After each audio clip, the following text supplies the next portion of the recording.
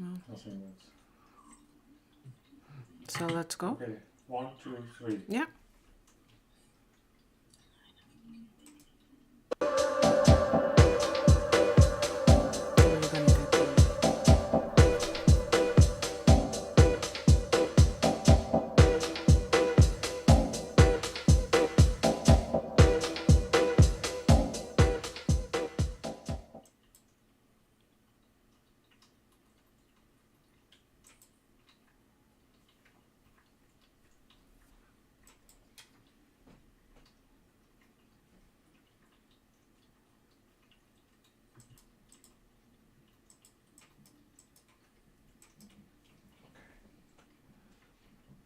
Hi, everyone, and welcome to the Starseeds and Lightworkers Collective. My name is Crystal, and we are here presenting tonight Miss Maurene Morgan, who is the former state director for MUFON for the state of Washington. And tonight we have a great evening planned with you.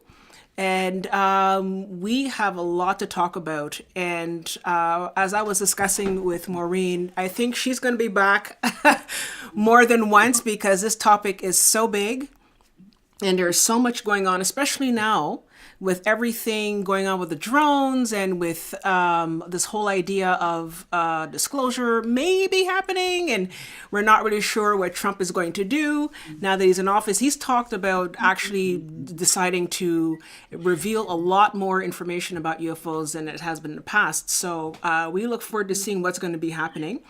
And there's also the astrological aspect as well. We got Pluto going into Aquarius. And it went into Aquarius, I think, in late November of last year, so November 2024. And it's going to be ratcheting up. So we're going to be discussing all that this evening with Maureen. And if you have some questions, don't forget to put your questions in the live chat, and we can get started. So Maureen, how are you doing? I am doing wonderfully. Okay, that's I'm good. glancing outside, and we still have, being in Washington State, we still have a little bit of light at 5 o'clock. Yeah, summer is coming.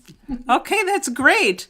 Okay, that's good. So let's get started then. So we are looking at well, you know what? How about you introduce yourself a little bit more? Just give us a little bit more information about what you were doing. Because I know you were with MUFON, and you were the state director, former state director.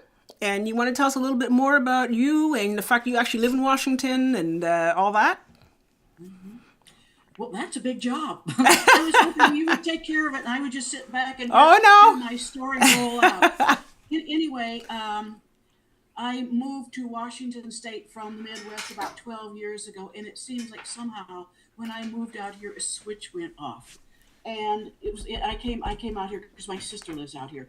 I live in Western Washington, and the extraordinary thing about this state is that I look out at my window. You know, to the west I have the Olympic Mountains. To the east I have the Cascade Mountains. I can look out at 3 active volcanoes that have Mount Baker, Glacier Peak, and Mount Rainier, and below Mount St. Helens and Mount Adams. I mean, it's just, and then I call this water world because, you know, we have the Puget Sound, we have the Straits of Juan de Fuca. To the west, we have the Pacific. I mean, it's really an extraordinarily beautiful state. Anyway, when I first moved out here, I had an interest in ghosts because I grew up with a family ghost. There was Okay. Every once in a while, a shrouded figure would glide up my grandmother's staircase upstairs and disappear into the upstairs closet. Oh my So I God. was in. Oh yeah, we had so many paranormal things happen when we were growing up. We thought the paranormal was normal until we grew up and found out that no, other people didn't grow up with this. Okay, didn't grow up with a ghost. So I think the ghost the ghost at Grandma's house and the other paranormal events that we would as a family would experience kind of primed me to be open to the whole area of UFOs. And it seemed like no sooner did I move out here than people started to open up to me and disclose these extraordinary stories about their close encounters and particularly alien abductions. And that got me interested enough to get to look into MUFON, the Mutual UFO Network, to try to explain what they were experiencing. And of course, I got sucked in as first as a field investigator. Then for 3 years, I was a state section director, and then for 6 years, I was the Washington MUFON state director. And I was also during that time on MUFON's experiencer resource team. So that I was not only as a state director, I was not only directing a team of certified field investigators, and I think at one point we had between, I think, almost 15. I mean, these are extraordinarily accomplished people. There was a retired military test pilot and a former nuclear scientist. We had a practicing physician. One investigator had 2 PhDs. Others had, I mean, they were, the MUFON field investigators on our team were just highly accomplished. And then I also, as I was one of the only MUFON state directors who was also on the experiencer research team. So I was getting it from both sides. And I would say over the past 10 years, between the, particularly with the experiencers, people who had a close encounter, an abduction, a missing time, anything that this was all anomalous phenomena, that during that time, between the experiencers that would be referred to me from MUFON and those who I would meet at meetings and at conferences and cold calls. People would find my number and call me out of the blue, that I've talked to hundreds of experiencers. So between the UFO, and during the 6 years that I was the state director, I oversaw the investigation of over 1,200 UFO reports. So, I was exposed to weirdness. I mean, there were times when I thought I could never, there could never be anything new that I hadn't already heard. Then I would speak to the next person and I would hear something I had never heard before.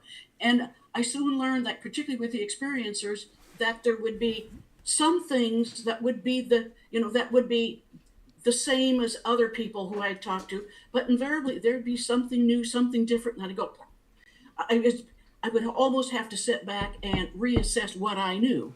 So those years as with MUFON were really instructive for me. I learned a lot of leadership skills. I held meetings. Anyway, it was really an informative time. But it got to the point where I needed to move on. So about a year and a half ago, I thought I was going to put ufology behind me and move on to another area of interest, which is these mysterious ancient megaliths. And it just seems like so much is happening right now that I'm being pulled back into ufology, kicking and screaming, like I don't want to go there. But there's just so much going on right now. It's like I feel like I'm being pulled back in. Anyway, it's been really a wild ride, and it's continuing because I keep getting these people contacting me, asking me if I will speak at a conference, and I just got a call this morning about participating in a workshop that's going to be filmed for a documentary to be aired on YouTube. So I mean, it's like every day it seems like something new's coming in to drag me back. But I got to tell you, when Crystal, you first contacted me about doing a presentation for the Starseed and Lightworkers Collective, I knew so little about what you guys are. I had to look you up on Wikipedia because I mean, I have worked with the Bigfoot people, with the remote viewing people, with the ghost people. I mean, you name it, but I had never really crossed paths with the Starseed and Lightworkers. Okay. So this for me has been about really almost an exhilarating direction to go into, because it takes me into an area that I had very, very little exposure to. Okay. So I am absolutely thrilled to be a part of this, to be able to share what I know with you guys, and for you to share with me, and anyway, I can't wait to learn more about you and how, what do you think of UFOs, the experiencers, and how your world fits into mine. No problem. Well, you know what? So with that, thank you so much for that great introduction. And but it's so weird. You had ghosts growing up. What is that? Did you ever check out what's going on in that house? That's kind of wild. Oh, that was the tip of the iceberg. I mean, I could go on for a half hour. Well, we'll have to come back. Strange things that would go on. With not only in our family home, but my various family members. So, but we're not. This isn't about ghosts. So I guess I'll have to. Yeah, we'll come back for that one. Pardon? We'll come back for that one. We'll definitely have you come back for that one. That's going to be cool. If you're still interested. Absolutely, absolutely. So for this, I just felt the paranormal that I grew up with in the Midwest really kind of primed me to be open for the whole area of UFOs and experiencers, because I've had people tell me, when I would relate stories, like some of the ghost stories from home, and I'd have people tell me, well, your family's clearly hallucinating. And I'm just, what? Do you have the truth? So I never wanted to be in a position where I would doubt somebody else's story, because I don't want them to doubt mine. Exactly. Yeah. So I am believe me, I am open to everything until I have reason not to be. Well, you know what? It's interesting because a lot of the members of the Starseed and Lightworkers Collective, over the months where we've been meeting, a lot of people have been sharing about how they've had supernatural experiences as well. So you're in the right place. A lot of people have had that. But like I said, we'll circle back to the subject this evening. So right now, what's interesting is that there's a lot going on. I don't know. I just feel like we're on the precipice of something. I've been following the whole UFO movement for since I've been a child as well, and I've had those experiences as well as paranormal experiences. But it seems that now more than ever. I mean, if you'd asked me 20 years ago what's happening with UFOs or UFO disclosure, I would have been like, well, there's nothing. So every once in a while you get a documentary on TV and that's the end of it. But right now, everybody's talking about it. We have people with congressional hearings. We have a bunch of documentaries coming out. Dr. Stephen Greer's come out with yet another documentary about, he's talking about zero-point energy, but he's talking about how it also ties in with our contact with different beings. And now what I've been looking at recently is the fact that astrologically, for those who want to believe, everybody's entitled to their own thing, but astrologically right now with Pluto moving into Aquarius, is that this is a time where we're going to be open to a lot more contact. The contact with alien beings is a lot more prevalent, and it's resonating a lot more strongly with a lot of people. So right now, what's happening is that people are talking about what's happening with the drones in New Jersey and other parts of the world. So it's not just New Jersey. It started there, but now you have drones being seen in the UK and other parts of the United States. I think there's something in Ontario at one point and everything. So they're starting to see it all over the world. How do you feel right now with, because the title tonight is the implications in society. As a MUFON director, as a former MUFON director, where are we right now in terms of UFO contact or disclosure? How do you feel is what's happening right here and right now? Well, I'll tell you, it's a conundrum. I feel like every time, if you were to see my office right now, it's like I have a dozen different books spread out, because either that I was refreshing different bits of information that I wanted to have easy access to today. And then also there is so much information, so much mixed information, that I tell you, ufology, and I suspect other field, ufology, I'll just use that because it's the area I know the most about. It's like plunging down a rabbit hole.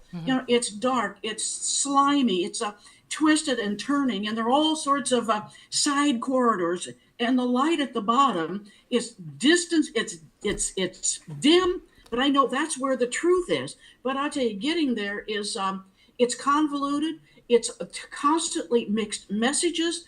And one of the things that I find so maddening is that I will get some information here, and the next information I get is absolutely opposed to it. It's 180 degrees different. So where do you go? You know, and so you have one source telling you that we've had contact with ET,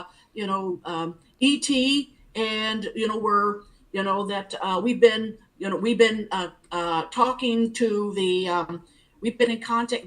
Some people within the government have been in contact with the Galactic Federation of Worlds, and that they're determining that we're not ready to come in. And then you'll find somebody else, another reputable source, saying that no, we have no contact. It's every place I go, I get conflicting information as to what's going on. I listen to Dr. Stephen Greer, and everything is everything out there. All the ETs are friendly. It's good. All the bad stuff is U.S. military. It's my labs. And then you talk to somebody else who says that's bunk, absolute bunk. There's plenty of evidence that there are bad actors out there. Okay. And so the biggest issue I have is trying to sort out, with all of this conflicting information, where some truth may lie. Believe me, you don't want to go there.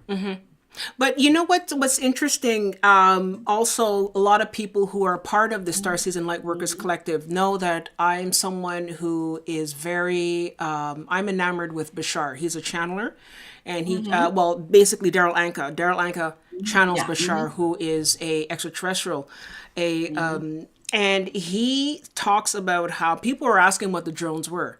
And he said that it was a mix of the two. There was definitely a lot of American-made drones searching around for some sort of lost nuclear substance that had been lost. And then they were trying to find it. But then at the same time, there were also actual extraterrestrials that were coming down and flying in drones and disguising themselves as drones and monitoring the situation. I'm getting the impression that there's it's a mix of the two, and I know, and I get what you're saying, that it's hard to sort of distinguish between what's real and what isn't. And I also know with Stephen Greer, he says everything is good. I mean, everybody's entitled to an opinion. I don't think everybody's good. I think that the majority are good. I think that if there were negative aliens, they would have, like they always say, they would have come in and they would have wiped us out a long time ago. So we definitely have some protection somewhere. But at the same time, what I'm seeing is that there's definitely something coming to the head, and I know that a lot of different alien beings have said, "Look, we've been trying over the last 70 years to acclimate humanity to the idea that they're not alone in the universe," and that based on what Bashar is saying, he says that between 2025 and 2027 is when we're definitely going to be having contact, and up to now, he's not the only authority, but a lot of people are astrologers. People talk about this is the time when we're really getting into it, and that this year, 2025, is going to be a real pivotal year. So with that in mind, do you feel that humanity is ready for disclosure? Some people, I don't know. How do you feel about that? I would say absolutely not. And to get just momentarily back to the drones, I did a little research today, and I was aware that, before the incidents with all the drone activity over New Jersey, New York, Connecticut, and that area, that there had been a number of incursions over very high value military installations. So I looked up the information about drone incursions over at Langley Air Force Base, which is outside of Washington, and it's like the major base on the East Coast. It protects all of Washington. It's a major base, and basically it was shut down when there was a what they call drone incursion. Like it was described, eyewitnesses described like 9 of these objects coming in, almost like lawnmowers, just coming in a diamond fashion over the base, and that there was all of basically the drone busters that the base had available could not bring them down. And then the head of the commander of NORAD came out and said that there had been more than 600 reports of these incursions over U.S. military installations since 2022. That's only 2 years. 600, and that includes Andrews Air Force Base. That includes Wright-Patterson. There were a number of incursions over Nebraska and Colorado, and apparently, whatever these, whatever these are, they're basically intruding in very sensitive areas with impunity.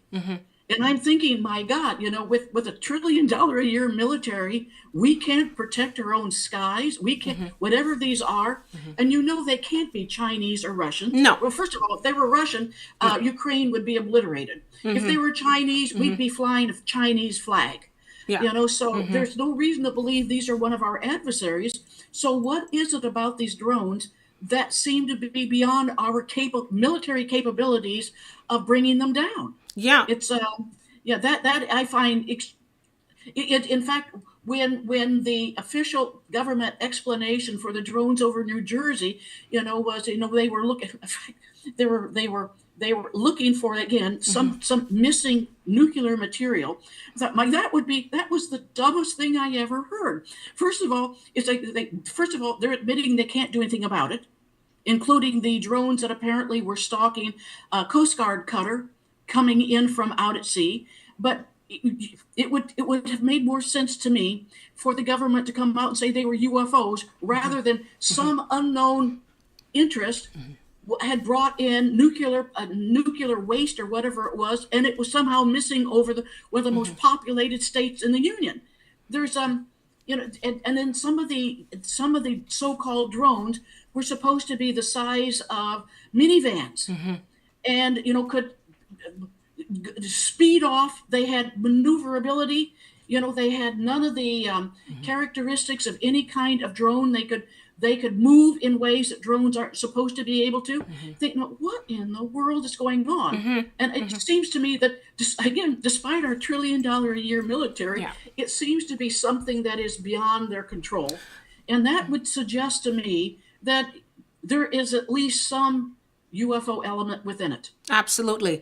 One thing that, if anybody's been following the UFO story for a while now, one of the things that they often talk about is UFOs often appearing over missile silos and different type of bases, and playing around and saying, turning the programs off and on, and starting up the missiles about to start into launch, and people were getting crazy saying, oh my God, what's happening. So they definitely are sending out a message and saying, look, we can control this. And the fact that, look, I'm not taking any political side, because this whole channel is not about politics. But I know that Trump said that he was going to come in and said, look, if this is going to still be happening, we're going to shoot them down. So that's that. But and like you said, if with $1 trillion budget, they cannot bring these things down, I'm sorry. This is definitely not Russia. This is definitely not China. A lot of military experts have said this is most definitely not either of those two. And I can tell you that if China was coming in and flying drones, I mean, they would blow things up, as it were. I'm being polite. So it's there's no way. There's absolutely no way. And it just seems to me that at this point that that's what this is. I think that, yes, there are definitely some man-made drones, and yes, a large portion of drones that are manufactured, yes, are manufactured in China. So the average hobbyist who has a drone and goes to, Home Depot to buy a drone, yes, it's made in China like anything else, fine. But it's not a situation where they're flying over and going into New Jersey and going crazy. I don't believe that. So I think that, in my opinion, is definitely an indication that something is up, right? Now, taking this to the next step, and moving away from the drones, let's just pull back a bit. In terms of UFO and UFO disclosure, should it be the case in this year or next year, from your perspective, what is the geopolitical or political or geopolitical implications of this? Or is it interplanetary implication? What happens then? Like, are they going to land? Are they going to land on the White House lawn? I don't think so. I think that would just be sort of like too much day the Earth stood still. But what's the implications of this, though? How does this affect society? I think, in my opinion, having talked to so many people who are even who are very knowledgeable about UFOs, the ufologists, I find even that so many of them are in what I would call the nuts and bolts camp, when to me it is clearly has nothing to do with nuts and bolts. It is spiritual. It is all about consciousness. It is about, it's anomalous. And I find it even within my colleagues in ufology, many of them cannot go there. It's like the phenomenon of orbs. How in the world do you explain an orb? They appear to be sentient, like plasma intelligence. They behave with intent. They can both be benevolent and they can both be very, very harmful.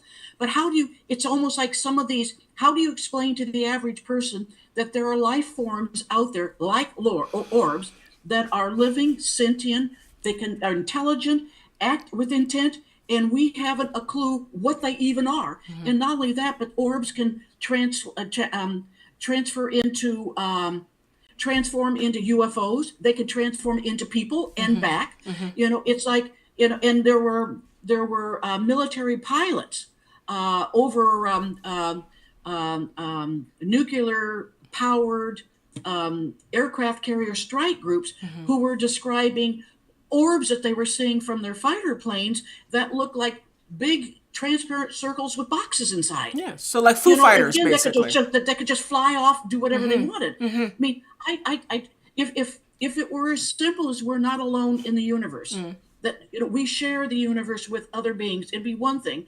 But I think it is the anomalous factor that many people would not be able to deal with. Okay. That these craft are, and many people still think that these craft are being operated by some kind of highly advanced propulsion system, when it's clear from even from say Lockheed Martin Skunk Works, where 30 years ago, they were talking about, if you want to know how a UFO operates, what do you know about consciousness? They knew that these craft, in many cases, are considered alive. The craft themselves are living beings. Yeah, I've heard about that. Well, how does that even fit into, our everyday mindset? Yeah. Well, it doesn't. Yeah, but I've actually heard about that. I've actually heard about, I can't place his name right now, but he was asked to come and investigate a certain ship that he was brought into, and I'll try to get his name later, but he was saying how... Ben Rich was the man who was making that, he was the head of Lockheed Martin Skunk Works, And again, he was making those comments to a number of people, again, in the 1980s. So they were aware, 40 years ago, that we were dealing with consciousness, it's not some kind of known propulsion system. But I mean, so the idea that the ship would be alive is kind of interesting, because it's also a different type of technology altogether. Like, I mean, that's sort of like an actual ship where, based on people that have had experiences and have been abducted, or experiencers as they call them now, is that, the ship would actually just be able to just think about where you wanted to go, or think about what you wanted to do, and you could just interact with the ship, and the ship would just move around based on what you're thinking. So there's the actual fact that the ships are alive, like an actual being. That's a whole other different story. But then there's also the fact that some of these ships might be able to have sort of like a relay between what we think about and how the ship moves. And I mean, I know that I think Elon Musk is working on some sort of implant where you can actually have an implant in your head and you can sort of like operate certain machinery. I mean, I'm not really sure about that. Maybe someone in live chat can tell me about that. But that's sort of the technology where we're headed in that sense. And maybe with AI, that'll also be something that'll come up in our own technology. But you brought up a good idea. You brought up a good point about, different beings in this universe. Who are these different beings? Because it's interesting, because last month we had a woman that came in and was channeling the Galactic Federation of Light. And the Galactic Federation is made up of many different beings as a federation, similar to the United Nations here on Earth. Do you have an opinion on the idea of who might be the groups? I know that Stephen Greer talks about other things and, all that, because it seems that there are different groups interacting with different people on this planet. It's not just one big clump. They're different people. How do you feel about that? Well, I agree. And first of all, I respect Stephen Greer, Dr. Greer, in many ways, because I think he's done much to advance the whole, bringing ufology, UFOs, and the fact that we are not alone out to the general public. But I think he's so fixated on the fact that these are all good guys, and that everything bad is the U.S. government, whatever. That he's a little rigid in his thinking. But I have to think that this is so anomalous. They could be from any of various star systems, Orion, Pleiades, Draco, whatever. But they could also be ultra-dimensional, interdimensional. They could be time travelers. There's a lot of evidence that they may be time travelers from our future. They may be beings that have been here. There are remote viewers who suggest that when Mars was nuked, Mars was murdered, that refugees from Mars came to Earth. There may very well be, and there are so many sightings of USO, underwater, unidentified underwater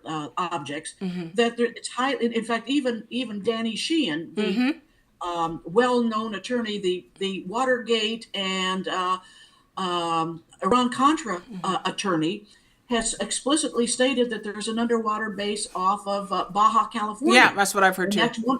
That's right. So there's a lot. And again, if you were going to be having a civilization on Earth, particularly in times, say, when we were having ice ages, when there are times when living on the surface was impossible, that living under the water may have been the only possibility. And there are, there's a certain amount of evidence that, they're living, underground, that they're living in mountains. There's, and again, you have they could be from other dimensions. And I frankly, and there could very well be facets that we can't even comprehend. That we no more can go into those areas than your dog could understand how the food goes into that can that's dumped into his food bowl. I mean, it's totally beyond our even our capacity to even think about what the answers are.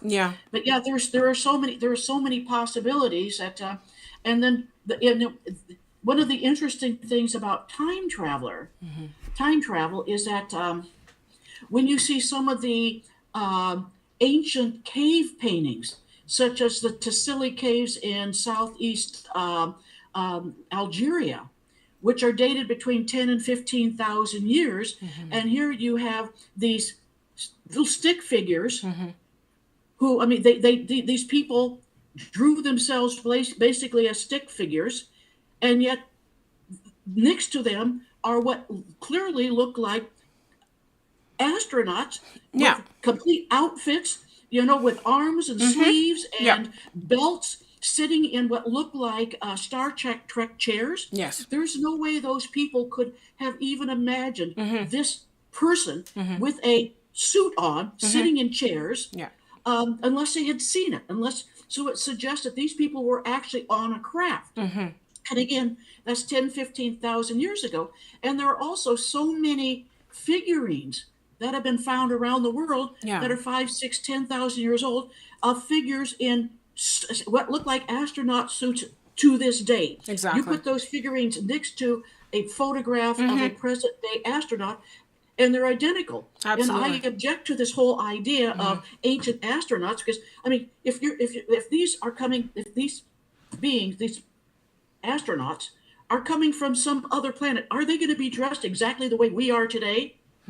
So why would they be dressed exactly? Literally exactly the way astronauts would be dressed today. And it makes a certain amount of sense to me that if you were going back into the past, particularly to retrieve lost knowledge, that what you would not want to expose yourself to unknown pathogens, and you wouldn't want to kill off your ancestors Exactly.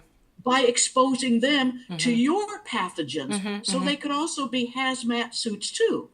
So yeah, I think there's a remarkably a lot of evidence to point that at some point time travel has been figured out and it's taking place. Yeah. Well, I just don't understand how otherwise these depictions of what look like modern day astronauts can be found that are 10, 15,000 years old. absolutely. No, absolutely. And I can mean, if you know about Eric von Daniken, he talks about that. I mean, yes, okay, you can take whatever approach you want with the ancient astronaut, but even if you're wearing a hazmat suit and you don't want to expose yourself or be exposed, I mean, you look like an astronaut. Let's face it, you have the big helmet and all that kind of stuff. So there's definitely something going on there. I just want to sort of get back. I wanted to say thanks to Carol. Carol said the person's name I was trying to look for before was David Adair. Thank you, Carol.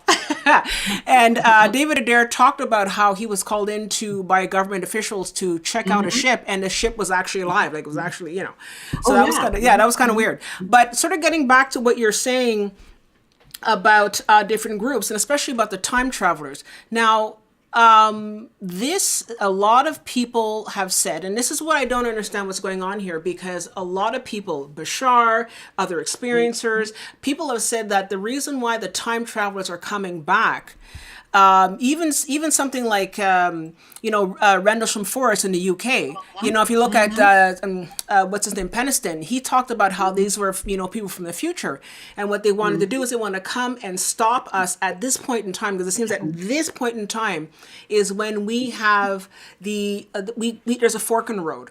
We can either go the way of the technology or remain human, and it seems that from what people have been saying is that the future version of us have said that we took the way of the technology, and as a result it changed the human being, and they were no longer able to have children. They're no longer able to have certain emotions and all that kind of stuff. So I'm surprised that we're still sort of moving forward with AI.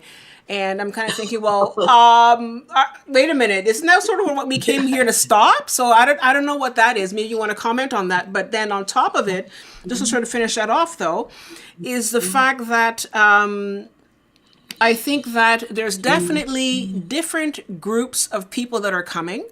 And I've also heard, for example, you were talking about when Mars was nuked. When Mars was nuked, we also had people that come from Mars. We also had people come from the Lyran constellation, because the Lyran wars were there as well. And a lot of people came from the Pleiades and the Lyran constellation. So we've had people from many different star systems come in and influence, human beings. Because if you look at all ancient stories, and you were talking about people living underground. If you look at the Hopi and the Navajo, they talk about how the ant people took people underground when the earth wasn't livable, and kept people underground until they could go back up on the surface again. And it just seems to be something that all ancient cultures talk about, beings coming from outside and coming to earth and teaching human beings. So we can't all be hallucinating. You know what I mean? I don't know if you wanted to if you want to sort of comment on the whole the whole time traveler thing. I don't know if you have how do you feel about that? Well, one of the I think the unnerving aspects of time travel is, first of all, it opens up the possibility of the past being altered, and there have been suggestions that the Mandela effect. That people remember something, but the information then changes, so it's this. Yeah. Well, are they falsely remembering, say, that Mandela died in prison versus living in prison? That not everybody has the best intentions, and you have to wonder, at what point could this potentially become very dangerous if somebody lost a war that wants to go back and change the dynamics so that they won the war. It seems to me that some real bad actors could go back and really create chaos so that we have no reality. But at the same time, it seems to me that it makes perfect sense that if you're able to time travel and you're aware of lost ancient technologies, such as how did the ancient builders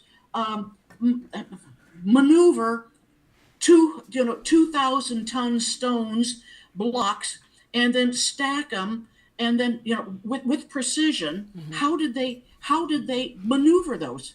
There in some cases there's not a crane on earth that can lift some of these big stones like those that are in Baalbek, Lebanon. So how did they do it? So it makes perfect sense if you have the ability to time travel, that you go back and you find out, well, what was this lost technology they used? Was it vibrations, frequencies, whatever it was, but across the board. And then not only that, but weaponry. And one of the things that bothers me about very much about the whole emphasis of the government, our government, and I suppose most governments on earth, as far as that's concerned, is that all of this work, say with this quest to reverse engineer, is all about weaponization. When they talk about again, this the book by Elizondo, Inside the Pentagon's Hunt for UFOs, imminent. The former head of the Department of Defense's Advanced Aerospace Threat Identification Program. It's like everything, whatever is developed, whatever is learned, always goes towards weaponization, and it seems like it's never for the benefit of humanity. We might get something like fiber optics or Velcro or something like that, or that night can vision be goggles, I capitalized on, think. commercialized. But for the most part, and they make no bones about it, with in these hearings, it's all about, they come out and say all these reverse engineering, these alien craft is all about utilizing the advanced technology for weaponization purposes. And that also extends to the paranormal too. You take, say, remote viewing. Exactly. Remote viewing with the Stargate program. Where not only was remote viewing used to have psychic spies, but they also had remote people who could go remote out of body. So if you needed to have somebody go and look in Khrushchev's filing cabinet to see what files were in there, they could physically, in this remote state, go in there and actually look at things, move around things. But one of the creepiest parts of this whole Stargate, from what I understand, one of the most disturbing parts of this whole Stargate program, psychic spies, is that they were training psychic assassins. So that you could basically think somebody dead, a stroke, a heart attack, or something like that. And for the longest time, every effort was made to basically make, say, remote viewing not public. And then finally it came out, and a lot of the former government remote viewers from the Stargate program then began to teach it. Let's say like Lynn Buchanan and Russell Targ, many of the top remote viewers are now teaching classes on how to do it. But for the most part, those are just examples. Like, it seems like everything new that we get is somehow first channeled, it's weaponized first. Absolutely. And if there's some ability to commercialize some of it, it will be. But this is a very, very bad direction to be going in. Yeah, no, it's interesting because I come from a film background, and often you'll see things in Hollywood come out before it actually ends up being, and for example, you're talking about thinking somebody dead. For those of us that are old enough, people like Gen X, people who are old enough to remember the film Dreamscape with, you remember that film Dreamscape? I think it was with like Dennis Quaid. And it was a thing about how he was also in a remote viewing program, and one of the guys who was there was able to sort of like, he was trying to kill, certain politicians or certain people just by thinking them dead. So it was interesting how, way back when that came out in the 80s, that they were playing with that. But I want to sort of go back to your comment about a couple of things. I have somebody here who talked about, I think is one of our members tonight, Eternal Student. She's talking about, what about the legends of Nibiru? There are many theories about the legends and the myths of Nibiru. That's one. And then two, I'd also like you to comment more on the consciousness aspect, because I think that's also, because you're right. So far, what's been happening in the hearings and all that kind of stuff has always been about military. But that dates back to Dwight Eisenhower, about how they chose a much more militaristic perspective in terms of the UFO movement. But someone like Dr. Stephen Greer is trying to choose a much more consciousness, more spiritual perspective.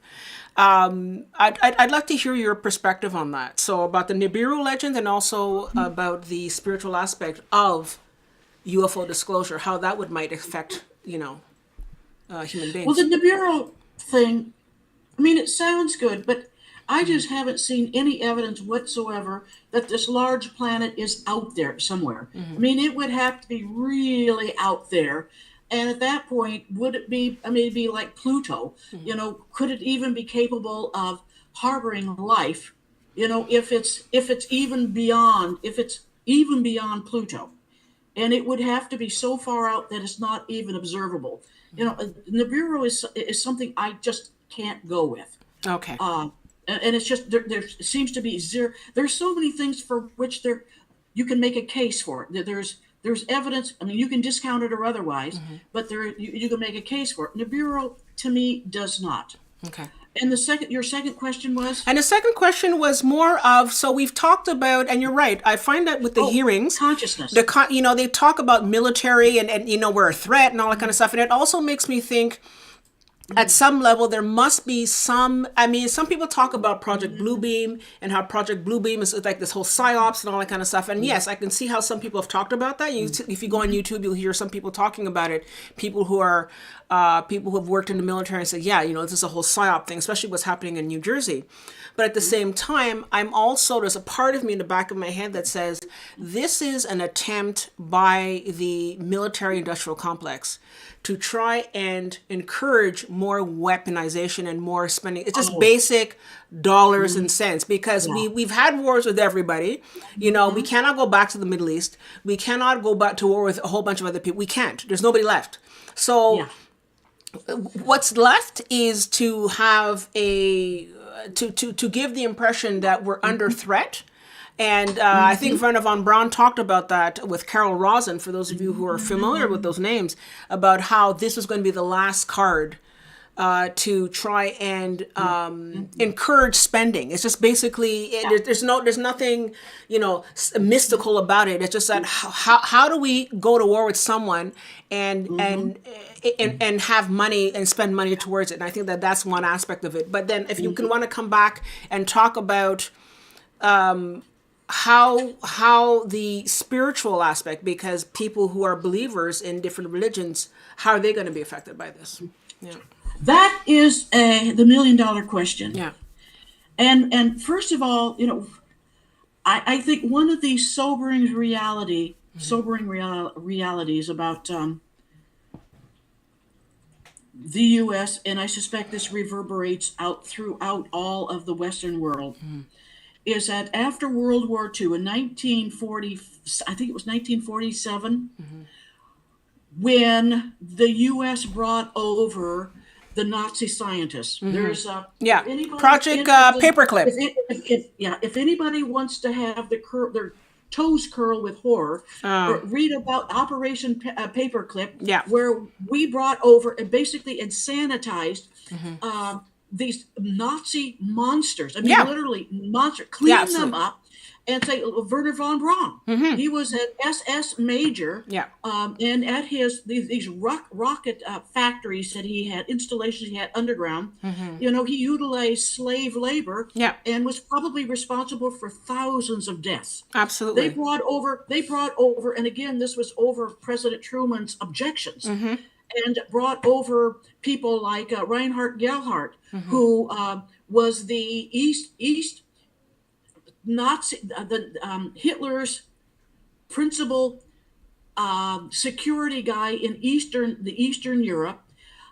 He was the spy master in Eastern Europe and was directly responsible for conceivably the deaths of tens of millions of people, because he was the one that was identifying the Jews. And anyway, he one way or another could be responsible for tens of millions of people's deaths. Yeah, absolutely. And yet he was brought over, and he actually set up our CIA.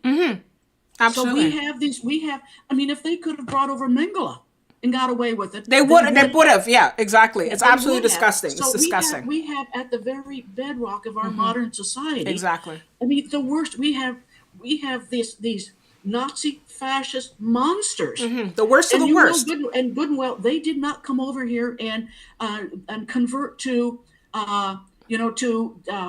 good American citizens. They embedded their fascist their fascist ideology into the very core of American society. Absolutely. And when you consider that as maybe at the very core of what the whole military industrial complex, absolutely, that's what that is.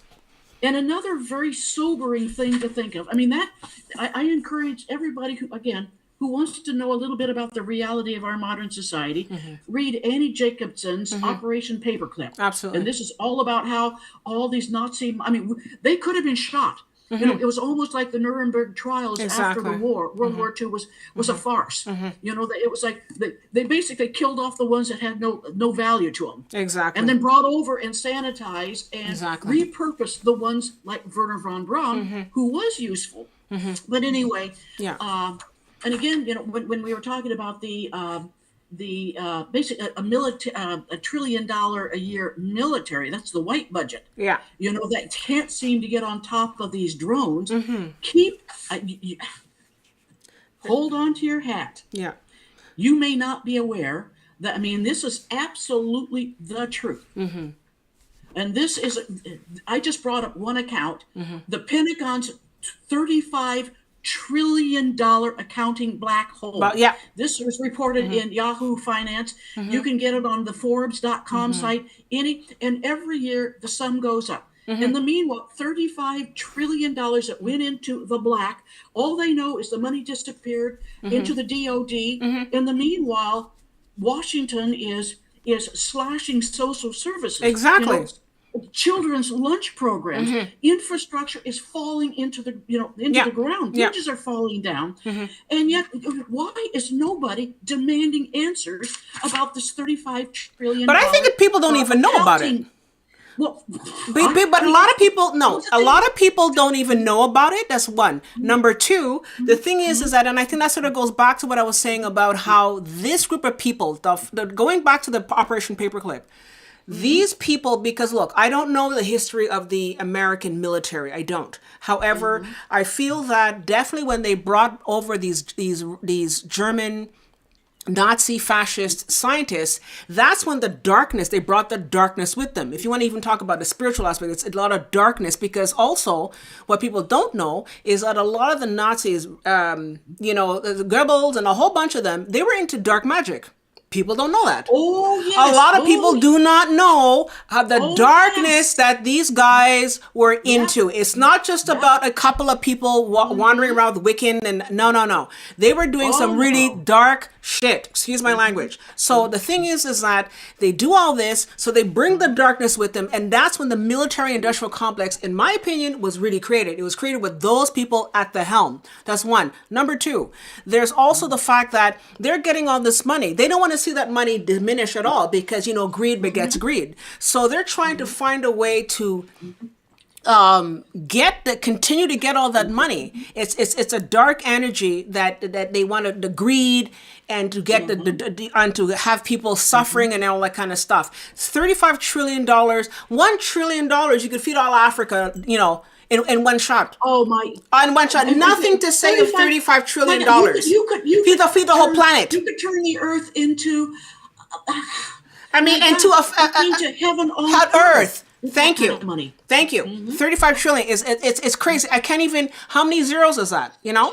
So I mean that sort of just gets my blood boiling. Sorry, but I'm getting excited here. But I just want to sort of get back to the idea that this is where we have to, as people, really, like you said, we have to educate ourselves, but we also have to keep the light, because it's the light that's going to deliver us from all of this kind of craziness. You know, it's really about that. And I'm just hoping that a part of this whole aspect of disclosure is going to lead into more spiritual aspect. And I just want to know if you wanted to sort of comment on that, because Well, I think you're absolutely right about that. And getting back to the fascist, it didn't start with the paperclip Nazis that were brought over. Fascism was alive and well in the United States as far back as the 1880s, 1890s. But you know what I mean, though? Like the whole Hitler, like that whole group that came over. I mean, I know fascism has been around, but that whole group that came over. It predated. In fact, it was the American fascists, Rockefeller, Harriman, J.P. Morgan, who basically created fascist Germany. And so, and even, Prescott Bush, George W. Bush's father, and Vannevar Bush. Preston Bush was basically the banker for the Third Reich.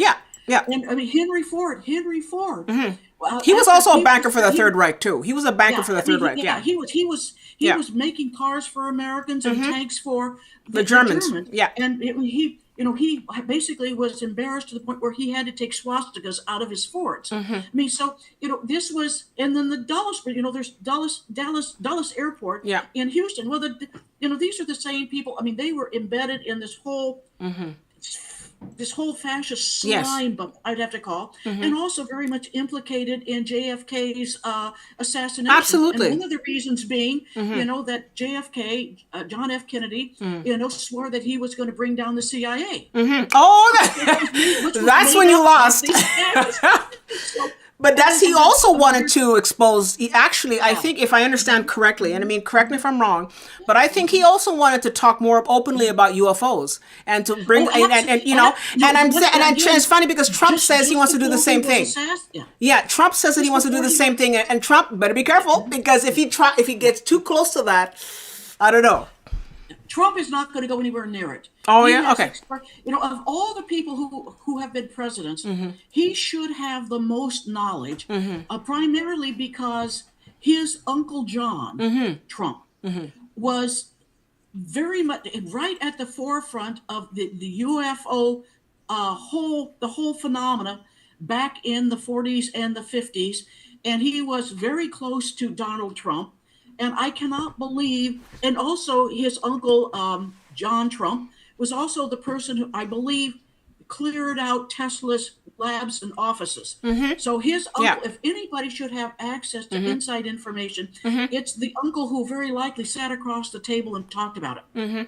Absolutely. But he's not, Trump appears to, I don't think he's very complex. I don't think, he seems to be really kind of dense. And I don't think he's going to, he appears to have no interest. His interest basically is making money for his friends.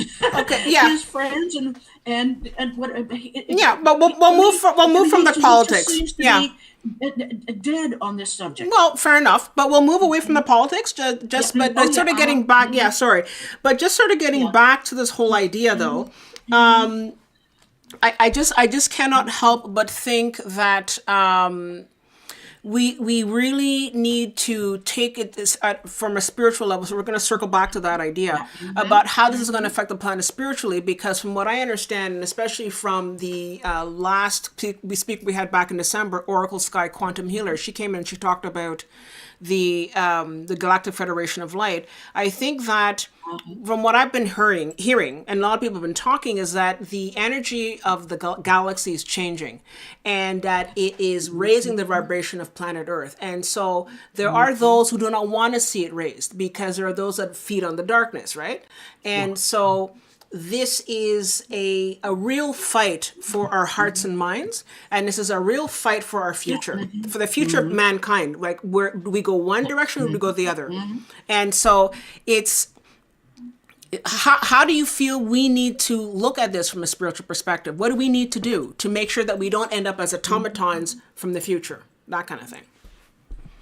Well, for one thing, I think we need to get away from this mechanistic, materialistic worldview, and this is particularly prevalent among like scientists, engineers, academics.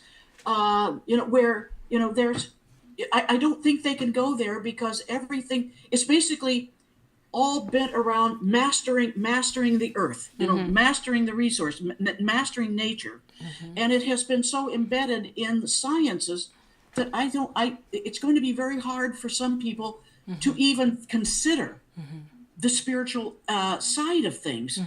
And yet, to me, it's like, that's where it's at.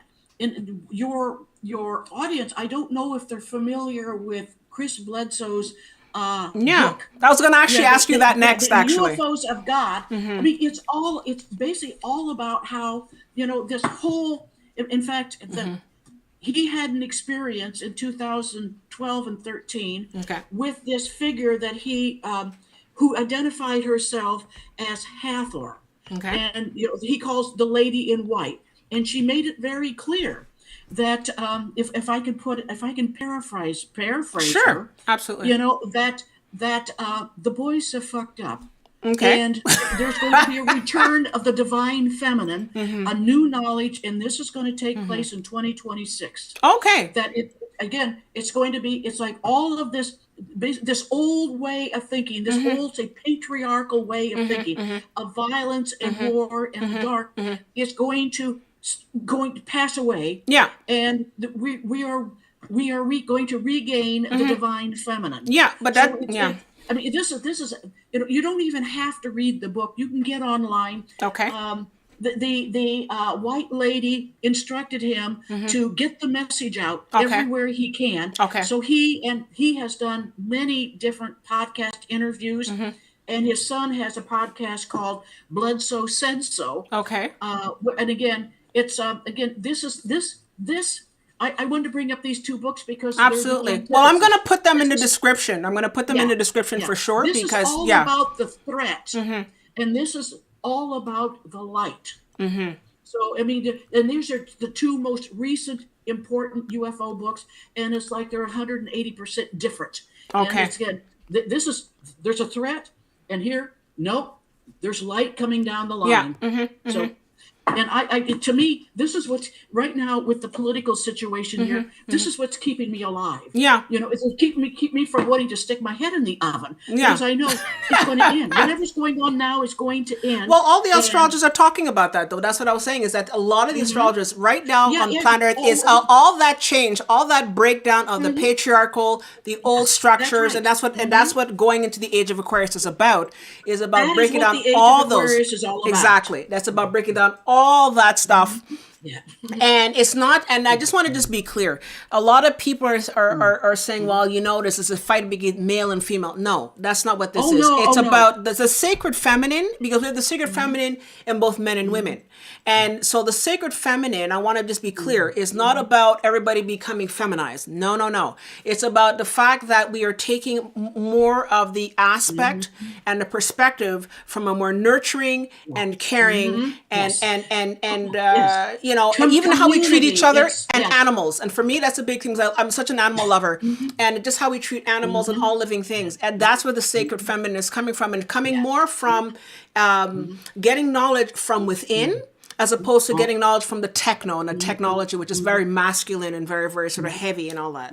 So I think that's going to be a big change that I think we're going to see. So we've about 9 o'clock right now. So I think I'd like to start taking in some questions. So if anybody wants to ask a question, we could put the question in the live chat.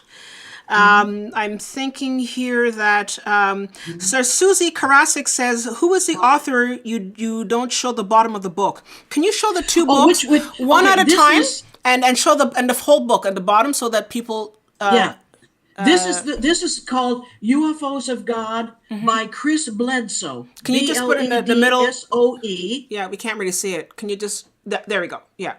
Okay. Okay. That's right. And then again, I wouldn't even, I would recommend before I bought it because I want to support him, whatever. But so much of his information is available online in Okay. his interviews that before you buy the book, go ahead and listen to, I've probably listened to a dozen different interviews, and like there's different stuff that comes out with each and every one of them.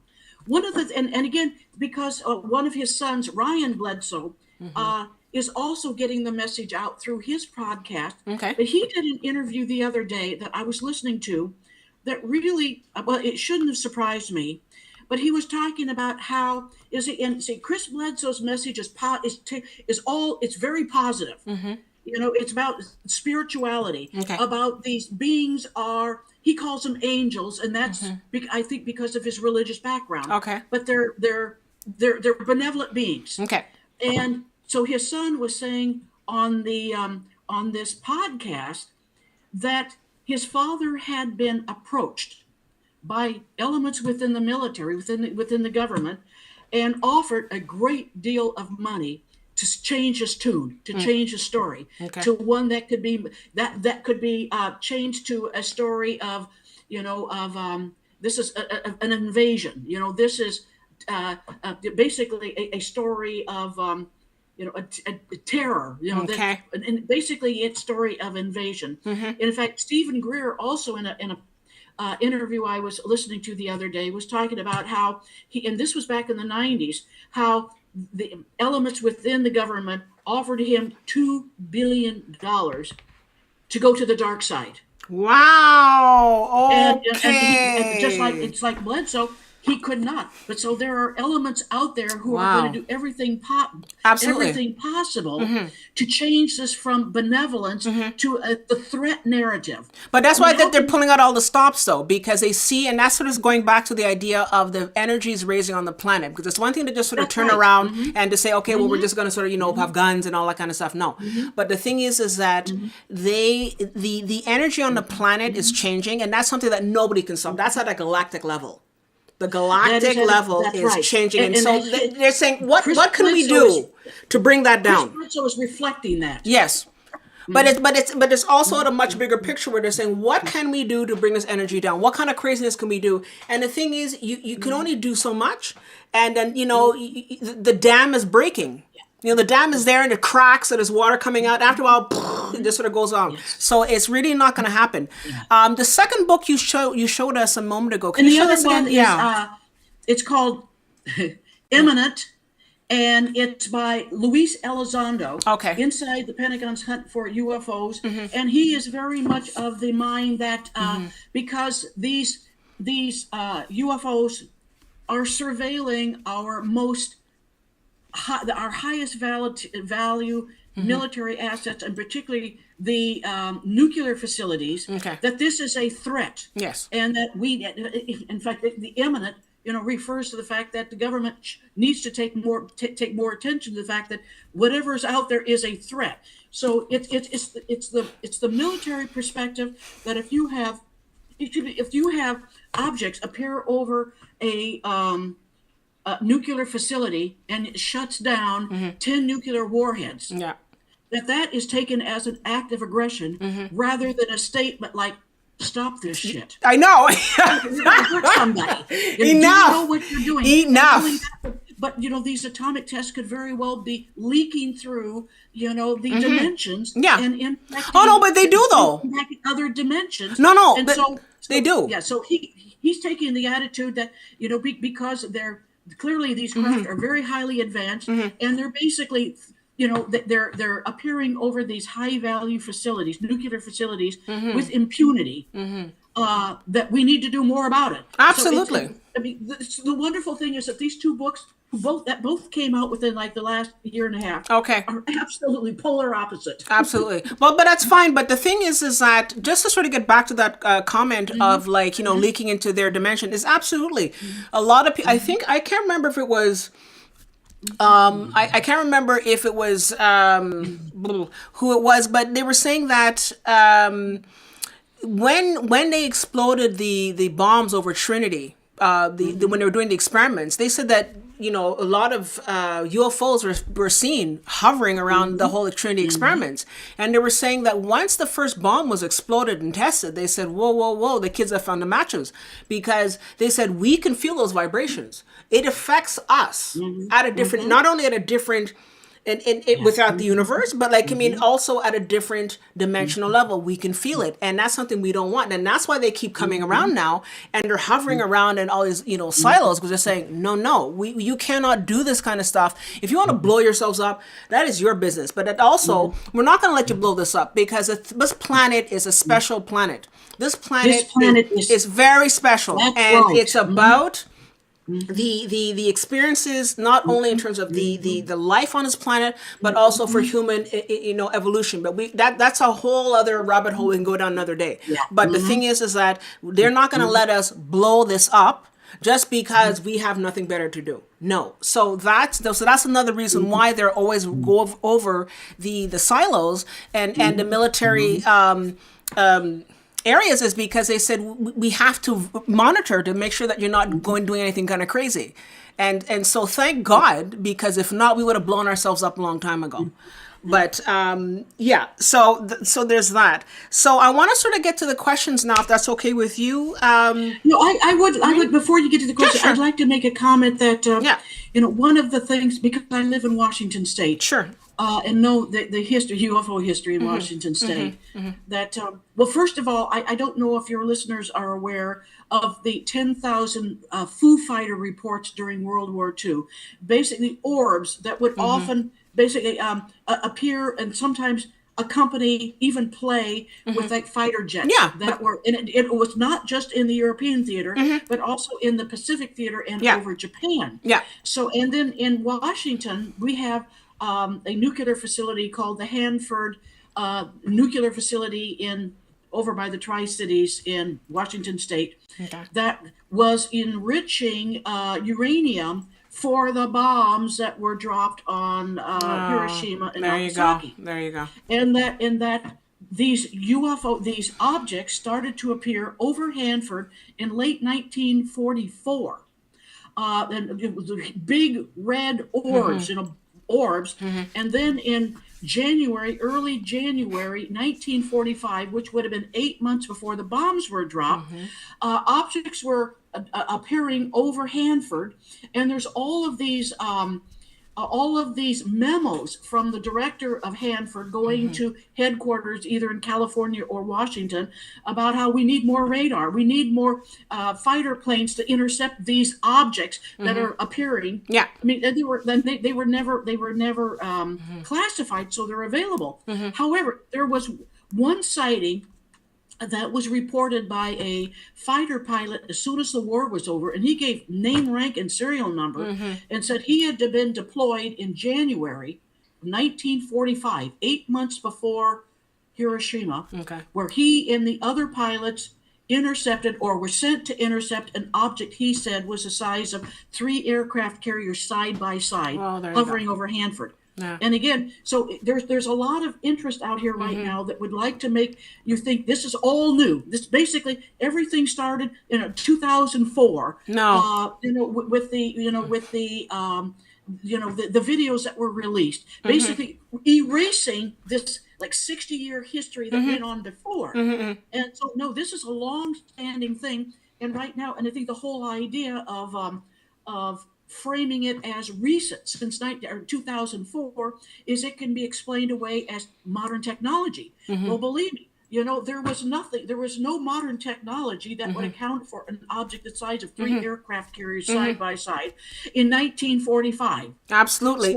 So in order to explain that away, they simply the whole idea, I believe, of changing UFO to UAP is because for a lot of people, their history begins with UAP. Exactly. Everything that was UFO was basically erased. Exactly. The history has been erased. So I just wanted to say that's that there's a lot of deception going on now. Oh, absolutely. It sounds like it's a new. No. This has been, I think, first of all, what I've noticed, at least in the UFO community, a lot of people are a little bit older. there's a tendency to be, and there's also young yes. people too. It's but made there's up of enough gray hairs. people, yeah, exactly. But people who are, let's say, boomers or Generation X like myself, we grew up with all this. So we know that this is going on, and this has been going on for a long time. The whole idea about Foo Fighters appearing during the Second World War, where people thought it was Japanese, no, but maybe it was the Germans, no, maybe it's the Americans, we don't know. No. So this is, and I continue to call them UFOs. I don't care. I mean, look, if people want I to call them UAPs, UFOs. I will not call I will them not call them UAPs. UAPs. If I use UAPs, it's because I'm trying to sort of reach out to the greater audience and all that kind of stuff. But as far as I'm concerned, the whole idea about UAPs is to sort of try to play down, to be dismissive of the whole idea, to erase the history, especially with young kids. And let's be honest, a lot of the younger kids today, the Gen Ys and all that kind of Gen Zs, they don't really look at history, so they're not going to know. So they just think, oh yeah, 2004 is when it started. No. So I mean, I think that even younger people who are millennials who are looking into this, because there are some young millennials that are looking into this, have done some of their research and are looking back. So the information is out there, but I refuse to call it UAPs, only unless I'm actually sort of doing something that I have to sort of, explain myself. So it's just all a farce, and it's all that's the psyops right there. That's that whole sort of, discrediting all that information. But definitely, I feel that people are aware. And I think that it's just another attempt at trying to bring down the history that's there. But I think people are being able to see through the BS, if you don't mind saying, Anyways, so one of the things I have, because I've spoken at a number of conferences, and say going to MUFON symposiums, for example, that the audience, there may be 600 people in the audience, and 98% of them are white and over 50. And you think, these are the people who are listening to Coast, or watching Ancient Aliens, or The Secret of Skinwalker Ranch. There's whole swaths of population that's being missed, and you went, oh, where are they? And one of the things that I have felt wrong with, what I wanted to do with while I was still state director of MUFON here in Washington State, is to reach out to some of the Black churches, to reach out to the Hispanic communities, and the younger, going to some of the schools, because it's somehow, we're going to get nowhere as long as the only people who are paying attention to this are old gray-haired white people. Well, if I can sort of jump in on this one. That's one segment of the population only. We need to reach out to a much, and what about Hispanics? But also, may I? Because the thing is that to sort of jump in there. Sorry to cut you off there, but to jump in, the issue is not that Black people are not seeing, because the thing is that the Black community, a lot of people, especially in the States, I don't know about the Black community here in Canada so much in terms of how they feel about UFOs. I'm Black, I'm a female, and I've been into UFOs. My mother was into UFOs. Everybody I knew was into UFOs, so that's fine. But a lot of people, especially in the United States, a lot of the Black people, Black churches are very, very religious, and they sort of see this whole sort of UFO thing as so, and that's also the same with the Hispanic community, a lot of people that are very religious, so it's sort of have to get past that barrier. But I think that a lot of people are starting to, move forward, and I think that also when you look at the UFO conferences, a lot of people, I think who are working, who are of people of color, may not just go to the conferences because they don't have time or they don't have the money. I think it's really, honestly, it's economics. To go to a conference and to spend money, it's a lot of money, and maybe people who are, let's say, of the Black community don't have that, but it doesn't mean they don't watch it on TV, because I did. I mean, I at the time, I could not have afforded to go to a conference, but I was definitely watching all those documentaries and all that. So, and someone like Billy Carson is coming out, and he's representing a lot, and it's out there. People know. It's just that I think you just don't see it because people just can't get to these conferences because of just financial barriers. But no, I think people are starting to get up there, but you definitely have the religious aspect, which acts as a barrier, unfortunately, to some of the people. Anyways, I wanted to sort of get to questions, because I think we're starting to get some questions here. So if I could just ask you a couple of questions here. Okay, so let's get started here. I am open to anything. Absolutely. I am open to any questions about any subject. Sure. So give it to me. Okay, so I have a question here from Susie Karasik, and she says, "Why are Elizondo and Greer at odds?" I think she's asking why they don't see. Why you feel they don't see eye to eye? Why do you think that is? I think that's what Well, she's first asking. of all, Luis Elizondo is the former head of the Department of Defense's Advanced Aerospace Threat Identification Program. He was a super spy.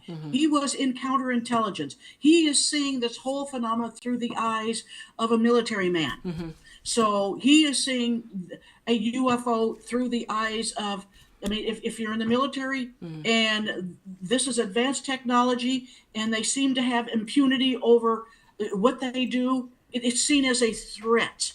Whereas Chris Bledsoe, I mean, he was a Pentecostalist, and he was from North Carolina. He is from North Carolina, very, very religious, and he, because of the interception of both this lady in white, who made it very clear that this is all about awakening spirituality, and that he's had many, many encounters with like orbs, and he became a healer. His world became transformed spiritually. And he basically had to leave his religion behind because, if you listen to any of his interviews, he was shunned by his conservative religious community. I mean, Exactly. to the point where, I mean, he was really shunned because they could not accept the fact that what he was doing, that as far as his religious community was concerned, he was dealing with demons. And this is going to be one of the problems with a lot of the more conservative churches, is getting beyond the fact that UFOs and these beings are, they're not demons. And it's so I don't know if that really answered your question, but they're coming from he's coming from a spiritual side of it, and Elizondo is coming from a military aspect of it. Well, So absolutely. No, that makes a lot of sense. And that sort of goes back to what I was saying about people of color who, especially in the United States, are very churchgoers and all that kind of stuff. And maybe, are afraid of any kind of retribution from their family or their colleagues. So there's that. So next question. This comes from Matthew Artemiuk. He says, how come we have all this knowledge, but the governments just act like nothing happened? Well, that is the $1 million question. I would suspect that whether it's back engineering, whether some elements are making a lot of money off of this, and that if you have like Raytheon, you have Lockheed Martin, you have all of these, particularly aerospace companies, who could be potentially making billions, if not trillions. Say if fiber optics came as a result of a downed aircraft, retrieved aircraft, how much money would a company make from that?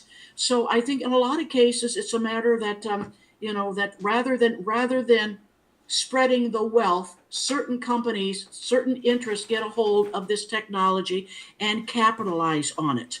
With little or no regard to how it may benefit the public, but how much money they can make from it. And I think that is the big reason why, that they're going to go kicking and screaming with disclosure, is because there's again a lot of somehow they've got the $35 trillion plus. They want all the goodies that come from back engineering this advanced technology. Of course. I have an interesting comment here. Cosmic Detective. He says, I'm a Hispanic and my meetup group in South Florida is mostly Hispanic. So that's kind of interesting. So that's kind of nice. Cool. So maybe, you know what, Cosmic Detective, at the end of, at the end, I'm going to put down Maurene Morgan's contact information. Oh. And if you want to contact her and share what you're doing in the Hispanic community, that would be great. But I'd also like to hear, like, for example, I remember at one point I asked, we had a meeting and I said, well, how come we don't see Black people talking about it? And it does happen. And it does happen. And I've heard one, maybe two, one Black guy who had talked about it. And when he was in the military, he talked about how he was abducted. That was way back in the early 80s. And another woman talked about in the 90s about how she was abducted and she saw that she had a baby and somebody, but we don't hear much about it. So that's true. I mean, I don't know if I don't think it's a racism thing. I don't think it's that, but I think it's just that maybe a lot of people in the community just don't come forward. Yeah. I don't know. And again, people in my community don't reach out. And I have often wondered, particularly when I have gone to a conference, or presented at a conference, or held a meeting, whatever. I'm out there talking to the already converted. I mean, it's almost like I'm wasting my time. And I think there's many times when it's almost like people go for entertainment, the way they, let's say, watch Ancient Aliens, that it would make far more sense for me to spend my time and effort reaching out to the communities again that are being left out. And that would be, like, why not approach some of the Black churches? Why not approach some of the Hispanic communities? The Japanese, the Chinese communities, that, Washington State is absolutely filled with immigrants from every possible from every possible country and area. It's why do we keep talking to the already converted, which is white, gray hair, middle class Americans, who listen to Coast and watch Ancient Aliens. Yeah, but I listen to Coast to Coast. There's a lot of people listen to Coast to Coast. Well, people yes, that I know who actually someone who introduced me to Coast was actually someone who was from India. So there was that. But I know there's also a large following in Japan. There's actually a very good, a healthy community in Japan. I know for a fact that of people that talk about UFOs. And it's out there. It may not be as, big as it is in the United States, but there are definitely people in Japan. I know there's that going on. And a cosmic detective says her name is Diana. Well, hi, Diana. Thank you for coming to talk with us this evening. And definitely at the end of the show, I'll be putting down Maurene's contact information. Yes. But let me put in that, that because I have a lot of experience both with UFO sightings and with speaking to experiencers, whatever, that if anybody wants to contact me and report sightings and they've had or would like to talk to me about some experience that they've had, with anomalous experience, by all means, get in touch with me with the email address that will be given later. At the end, yeah. And if you wanted to have me zoom into your meeting in Florida, Oh, I'm that's more than great. happy to do it. That would be nice. That would be nice. So Diana, definitely get in touch with her. Believe me, I can talk on any topic you can bring up. Absolutely. Well, that's why we're going to be having you come back because I think we have a lot to go down that rabbit hole. So there's another comment here that was a little earlier made. Somebody was talking, I think it was an Eternal student, and he says, they talked about the Germans who defected to an underwater ice base in Antarctica. Did you want to comment on that? I think it's called Swaziland or... Well, I'll tell you this: that whole Thailand thing or whatever. with Antarctica. I mean, that is a conundrum. Okay. There was Operation High Jump right after. God, it was like 1945. With Admiral Byrd, I think. Yeah, Admiral Byrd went down with an armada. Armada, yeah. Supposedly to do a scientific. Well, why do battleships for a scientific mission? And they basically got obliterated. Yeah. So clearly there is something down there. They lost some of their cutters. Admiral Byrd, I think when he came to, when he arrived in New Zealand and before he was shut up, even basically talked about how, they were wiped out. So there's something there. And I would not be at all surprised if, again, there aren't civilizations that have been there under Antarctica. Maybe they were there before Antarctica was ever iced over, which would be, potentially tens of thousands of years. And I would not be at all surprised to find out that the Germans, with their Nazi philosophy, were working with them. And one thing that would suggest that these whatever's going on there is not good. Is that when the astronaut Buzz Aldrin went down there, there was a whole bunch of high level Strangeness, high level strangeness going on down there. level interest that went down to Antarctica maybe, I don't know, 5-6 years ago. Okay. I think it included somebody from the British royal family. I think it was like the head of the Russian Orthodox Church, and also included John Kerry from the U.S., a politician, John Kerry. I'd heard about that, yeah. And then Buzz Aldrin, the astronaut, and he went down there and had to be airlifted out in basically a state of panic, saying he had seen the face of evil. Wow. Okay. And so I mean, wow. and then of course, it was clearly he had a mental breakdown. Whatever. Yeah. He had to be airlifted out of there in a state of panic. He said he had seen the face of evil. Wow. Which would suggest that there could very well be. I would say a Nazi type base down there, Absolutely. working with the bad elements. Absolutely. And also, I've long had this feeling that, again, you have the good ETs working with people like Chris Bledsoe. But I also believe the Nazis were getting information. They were so highly advanced. I have no doubt that they were getting information from what I would consider the bad side. Oh no, but they did though. Absolutely. Yes. No, I'll just they're absolutely. But there's the good, the bad, the ugly, and the very ugly. Absolutely. I figured that, yes. So Yeah. the very ugly could very well be under the ice in Antarctica. Yeah. And there are elements that are working with them. Yeah, but for the Nazis, they had a woman that they were working with, Maurene Yes. who was acting as a channeler, if you will, and she was speaking with different groups of aliens in the Aldebaran system. And I know that I think it was Victor Schauberger or whatever, he talked about how they had help. He said, the reason why our technology was so advanced is because we had help, quote unquote.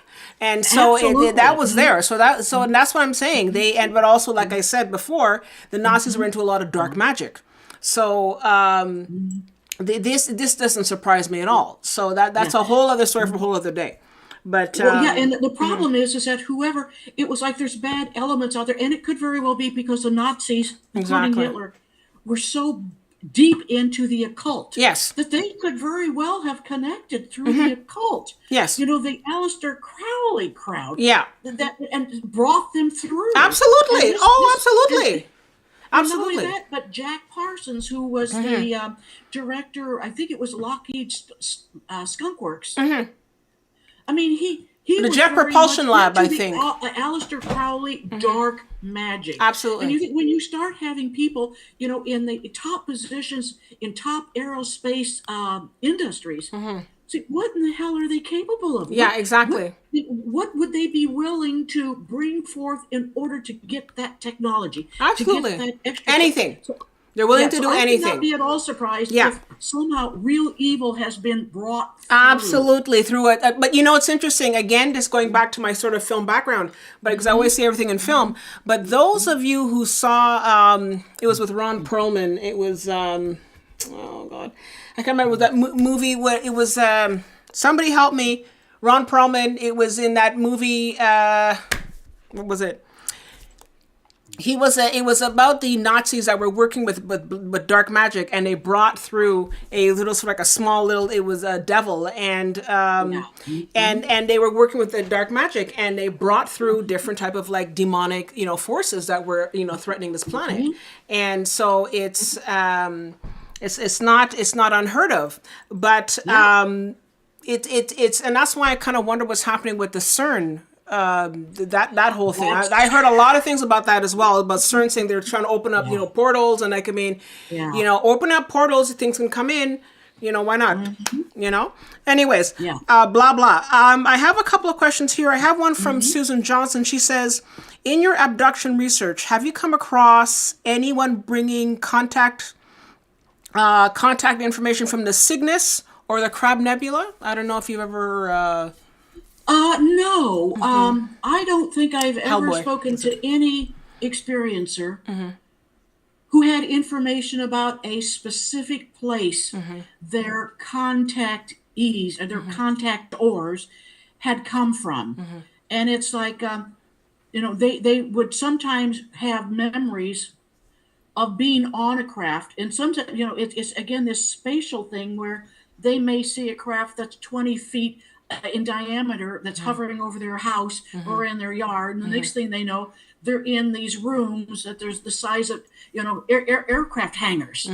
But I think maybe Betty Hill indicated where they were from. Yeah. But for the most part, that is information that's rarely or ever given. Okay. Yeah, I know that Betty Hill. I think she talked about. I think that's what they started to find out about the different star systems. It's true, but there was also. You're right. A lot of times when they ask people who are abducted, when they ask where they're from, they say, "Well, we don't really want to talk about that now." They don't really talk about that. Very rarely ever Yeah. told.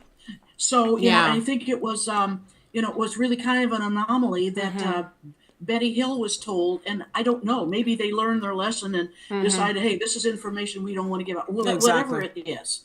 But it is interesting that, say, with the indigenous cultures that have their stories about the star people. They come from the Pleiades. They come from Orion. Exactly. They all have specific places they come from. Exactly. But the experiencers, I don't think, in the hundreds of experiencers I have spoken to, I don't think a single one had ever been told where these entities were from. Yeah, the ancient Egyptians talk about how the gods came from Sirius A or B, I can't remember. By the way, the film that I wanted to talk about was Hellboy. I forgot about that. It's Hellboy, and that was in that movie. They talk about how the Nazis were doing this dark magic, and they brought through the character of the film, Hellboy. So there's that. So if anybody wants to watch that film, there you go. So I have another question here from Susan as well, and she says, "Have you heard of experiencers flying the ships involved in wars?" Now, I've heard of different people talking about how they've been abducted, and they talk about how they're being trained to fly ships. And I've heard that many, many times where people say they get abducted on a regular rotation, and they're put in a cockpit or a ship, and they're trained to fly things around. And it's been happening quite a bit. Do you have any comment on that? Because it's not the first time I've heard that. Well, yes. There's a New Zealand UFO researcher named Susie Hansen, who was taken aboard a number of times and trained in how to fly the ship, how to manipulate it. But I don't think I have ever heard of a single case in which it was used for war or for fighting or anything like that. No, I didn't hear about that either. No. Yeah, absolutely. And the interesting thing about Susie Hansen is that I used to hold a UFO meeting where I live here in Washington, and Susie Hansen was in the area, and she because she lives in New Zealand. Okay. She has an experiencer organization down there. But anyway, so she said, well, she's going to be in the neighborhood. Would we like to have her come and talk? So she did, basically on the how she was basically on her exposure to all of this high tech aboard the ship, how she was taught how to run the ship, how she would put her hands on a board, and then her hands would and how to use her mind to operate the ships. Well, the interesting thing is that a week or so later, one of the attendees who I knew, who was a scientist, said, "Hey, why don't you come out and have lunch with me?" And then he said, I counted, he counted at least 5 physicists in that audience. Oh. And this is, I mean, clearly there is an interest in people. I mean, so clearly they took. I mean, they believe me, they did not come from here.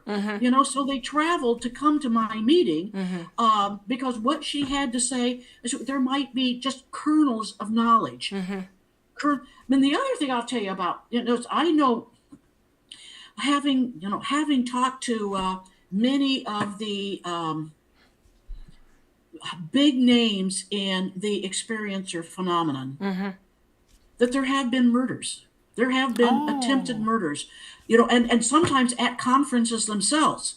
So, I mean, this is, I mean, Well, absolutely John true. Mack was, they said that John Mack, who was a Oh, real, I think John there's no Mack, and I question that think that's John true. A Mack lot was of people, eliminated. beyond But a shadow of the the doubt, interesting, he what was I killed. kind I'm of like, got what? from having had these people directly, and the Susie Hansen was one of them. Yeah. She barely survived an attack with when she was this cocktail of lethal bacteria was blown on her in an elevator at a UFO conference. Oh no. And she barely, the reason she survived is she managed to get back to New Zealand, because I think if she went to an American hospital, she would not have survived. But it's almost as though there are elements out there who want that information, and there's other elements who, if we can't have it, no one will have it. But do you think that So, maybe that's also a Men in Black issue? Do you think there's like this whole Men in well, Black that's talk the about how Men they in go Black. around because they threaten That's people? They're always that threatening brings up people a who are whole nother experiencers. issue. You know? That what in the world are Men in Black? In fact, what are the black-eyed children? Yeah. What are, I mean, there's a lot of, what are, the shadow men. I mean, the shadow people. I mean, there's so many. There's I so many have a stuff. sister Yeah. who's had experiences with the Yeah. shadow man in her bedroom. So, and I've had people tell me about, say, the old hag effect, where suddenly there's somebody on them strangling them, Yeah. and there's a lot of weird stuff.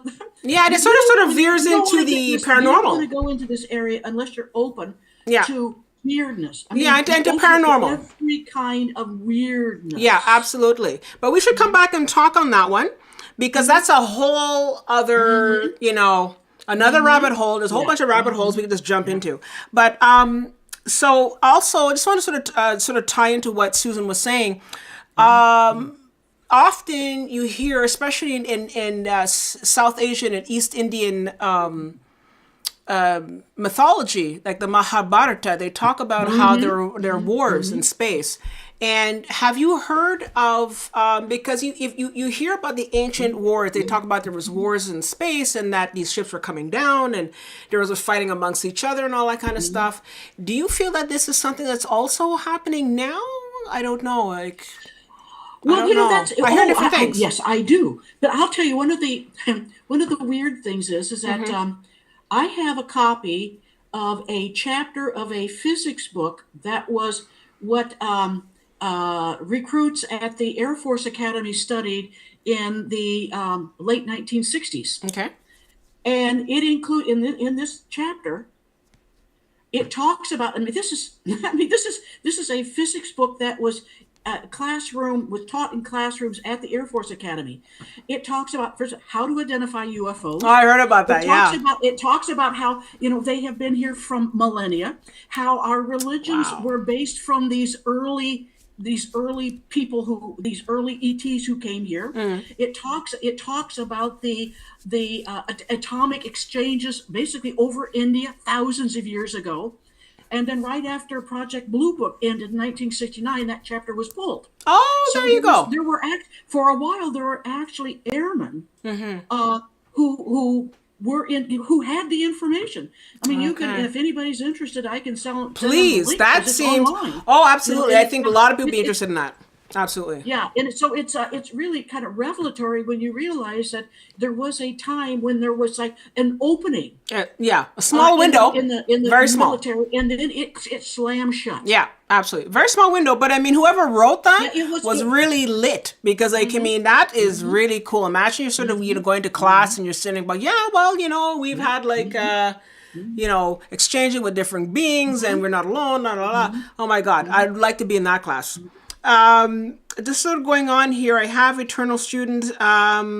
They told me that they are watchers once. There are those who came before and those who follow us and watch us when they went wrong in their own history.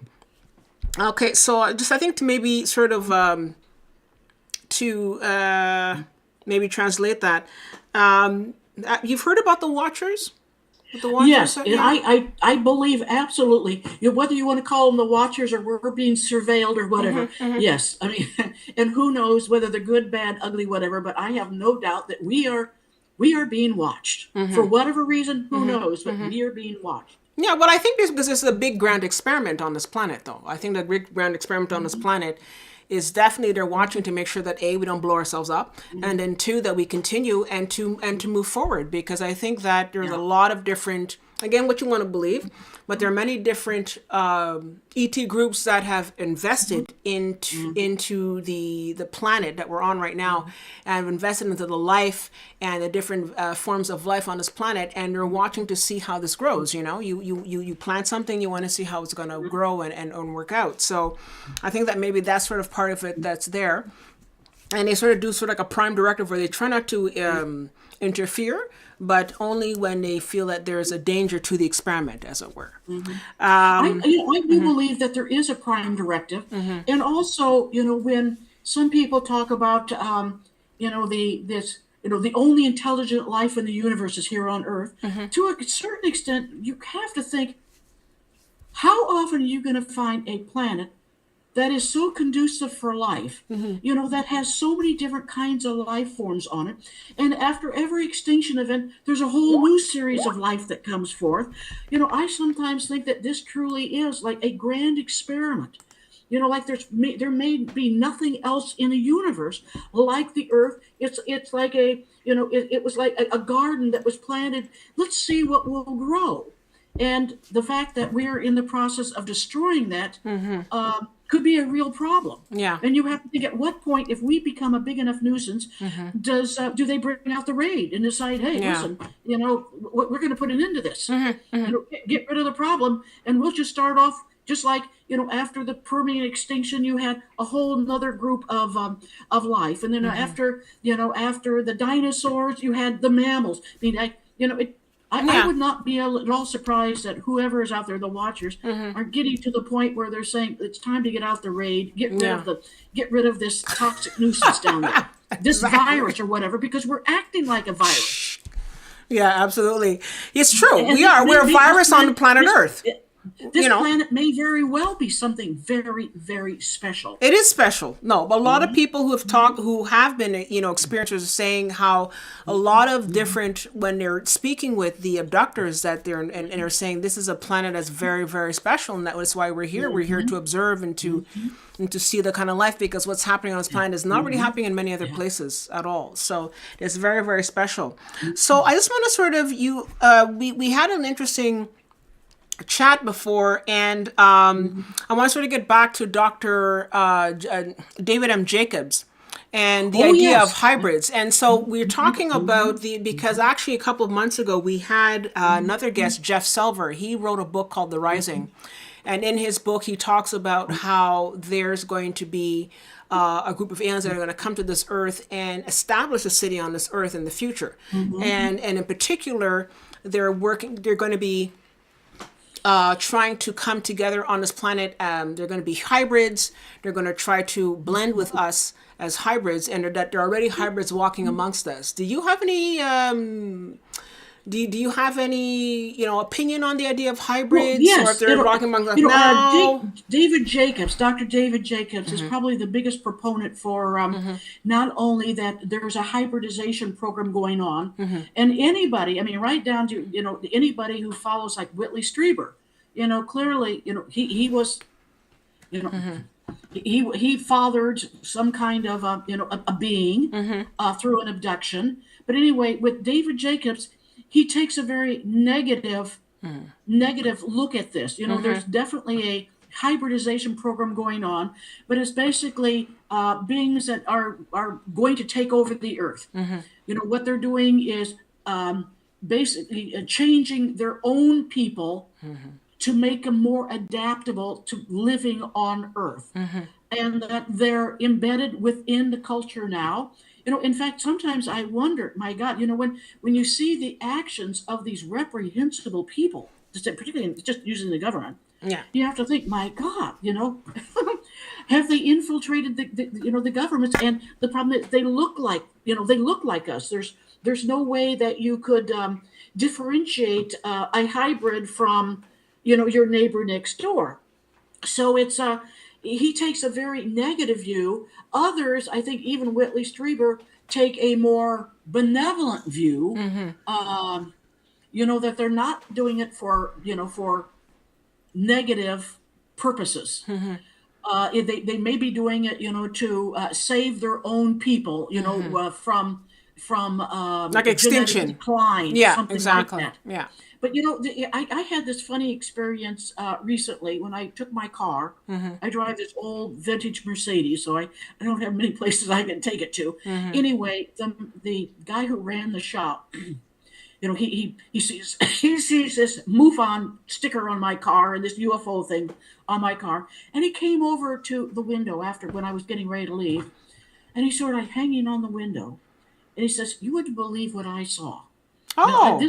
I live in a relatively small town, where everybody knows everybody. He said he was out at a restaurant recently, and he was looking at, he happened to glance over at somebody who's well known in the community. He says, "You would know this person," and he's looking over at her, and all of a sudden he sees her eyes go into slits, like for a What? moment. I mean, here's the owner of the auto shop, where my car has just been repaired. In all seriousness, and he said, "You know this person." Yeah, it said, so you have to wonder. I mean, it scared the bejesus out of him. And it was like her eyes went into a slit and then went back to normal. Yeah, Like, we've seen that though. We've heard about that, right? Like, I yeah, mean, that's even right. So someone. you have to wonder if they aren't in mixed in with us, and except on the rarest occasions, we would never know. Okay. Yeah. No, I So think yeah, that. Yeah. I mean, for people who are familiar with yeah. David I'm not Icke. sure I go totally with, totally with Jacob's idea. Because, I mean, you would have John Mack, the late John Mack, who would have taken a very different perspective on it. But you have to respect Jacob's take on it because, he's had so many reports that would suggest that there are, basically that, whoever's doing the hybridization is doing it for nefarious reasons. Okay. Yeah, no, I mean, I think there's two different versions of that. I mean, if, for example, Two people who very are, different camps. yeah, And there may be some truth in both of them. yeah, absolutely. That's exactly what you took the words out of my mouth. I think there's like people who are on the David Icke camp who see, That's right.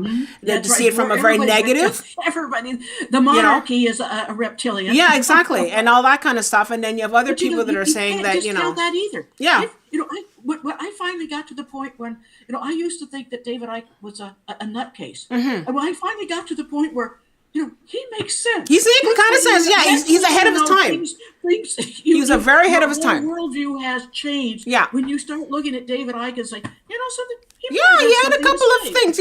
Yeah, sort of couple of things, here and there, and but on that note, I'm sort of wondering what you think about. Okay, so the idea of hybrids might be one aspect in terms of how disclosure or alien contact might affect us. Now, there's also, and going back to Dr. Greer, about how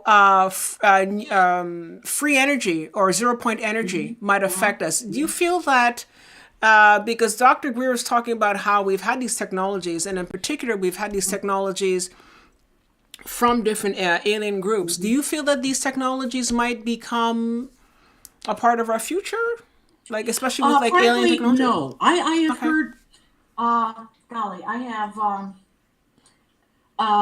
books by an author, Jason Reza Georgiani, who's an Iranian-American philosopher, ufologist, who writes that the problem with this free, this zero-point energy is it also would go outside of time and space, which means you're talking about time travel. Okay. And I mean, it sounds so simplistic when somebody like Stephen Greer says, "Oh, well, everybody should have access to this free energy," and when no, it's like it's no free ride. And not only that, but we could essentially have free energy now. Okay. The same man who did the research about Mars, who discovered that there are isotopes, radioactive isotopes on Mars that only are produced through nuclear fission, a nuclear weapon. Okay. Which he was the whole one who came up with this concept of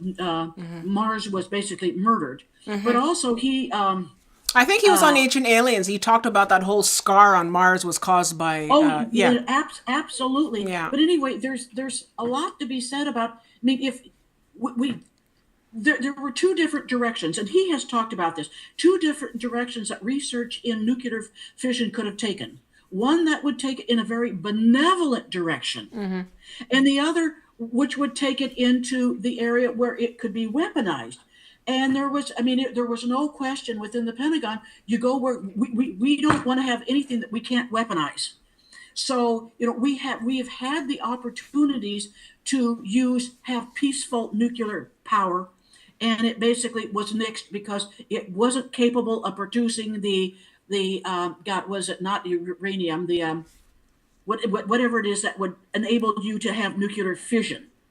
And not only that, but we have, and again, if there's any concept, there will never be a concept of free energy if the powers that be can find a way to charge for it. Exactly.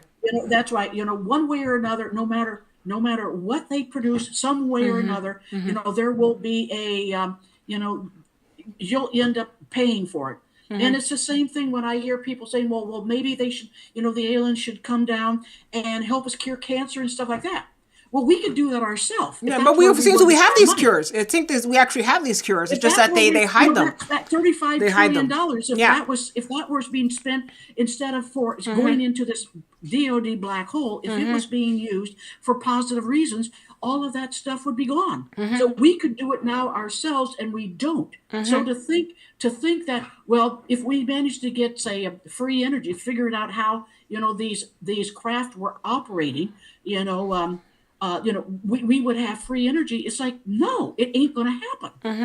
Anything that you can charge for will be, it'll be weaponized, and then you'll have to pay for it. Yeah, but so you know what, though? People are very naive to think that somehow, and again, there's no free lunch. Again, it's just, I don't want to elaborate on, but it's. Yeah, but you know what, though? Naive attitude about it. Well, some people are naive about it, but at the same time, you also say, if you ask someone thousands of years ago, do you think the Roman Empire will fall? They would say no, because the Roman Empire is all powerful. It's everywhere. Look how big it is, and yet it fell. After a while, it does fall, and I think that civilizations rise and fall. And I think that right now we're at this point where this whole patriarchal type of civilization is starting to crumble. It's starting to crumble under its own weight, and something else will come in its place. So I think I try my best to take the high road and try to be positive. And I think that with everything going on, and especially from a spiritual perspective, I think that the knowledge of Sophia will definitely come and play a part in this new earth that's coming. So I have one last question that I'd like to sort of ask for. Make it a doozy. Make it a doozy. Okay, I'll try. Make it a doozy. Really stretch my background here. All right. So Make it hard. No worries. So I have a question here from Eternal Student, and she says, he says, what about what John Lear suggests, that aliens are all around us and directing us? And what about shapeshifters? Any comments about that? Well, I'll tell you, John Lear, he's in a position to have he was an aeronautics expert. His father invented the Lear jet, whatever. And he has the attitude that it's, again, they're a threat. He very much takes the threat narrative. They're here, they're amongst them, and they're a threat. And again, there's so many different ways to look at it. Here you have UFOs of God, where it's benevolent. You have this book, which is, again, they are a threat. And say with John Lear, and again, he can make some very positive arguments for the fact that, he's in a position to know, but he's also coming from, I would say, from the militaristic, materialistic perspective, where that is really the only option. Exactly. If you're a hammer, everything is a nail. If you're a thief, the Pope is only pockets. Yeah, so it's again, I think it depends on where your background is as to how you your perspective. So your perspective. You and I could be given the same information and come up with totally opposing. Absolutely, your background. Yeah, because based on your background, absolutely, for sure. Well, you know what though, I think that we should definitely come back a year from now, because between 2025 and 2026 is when the real, supposedly after the month, that last week of March or something like that, Last week of March and moving forward, things are going to really sort of ratchet up and go crazy. And this is a shift in humanity and all that kind of stuff. But definitely 2026, I hear, is supposed to be absolutely fireworks out of control. So we're definitely going to have to come back and do that. We're going to come back before then, but that's definitely going to be a time when I think we're going to have some interesting conversations, because I think there's going to be a lot more change happening. Yes. Yeah. 2025 is, I don't like the word prophecy, but there's a very good chance that 2025 will be fireworks. Absolutely. And we can already see the fireworks that's starting in my own country. Exactly. Things are heating up. Absolutely. And one of the really kind of perplexing prophecies comes from a number of remote viewers who have all, over the years, I mean, this goes back to the 1970s on, who have independently all seen that there will be a drastic reduction in human population, 3/4 reduction in human population between basically now and 2040. So you have to wonder, now what is that? When it comes from so many different sources, and they don't really say why. But right now, the population on planet Earth is especially in developed countries, is actually on a decline, because people are just, I mean, there's no real hocus pocus or science fiction. It's just people are just not having kids. Simple as that. Like, I mean, right now, places like Japan, South Korea, Greece, Italy, parts of Europe, I think France, other kind of, people just not having kids. I don't know. You know, it's. I think the only reason why the United States and Canada are still sort of growing slightly is because we have a lot of immigration. But in general, a lot of places, China, even China, that used to be sort of like, oh, they have billions of people. Even China, they're starting to have a decline in the birth rate. Go figure. So it seems to be a planetary thing. And I think what we have to do is recognize that this coming year, and possibly the coming year and a half, are going to be fireworks. Yes. And I don't think there's any way to even project what those fireworks may be, but be prepared with open eyes and be alert, be proactive rather than reactive to the fact that these are times of change, and it's going to be big change.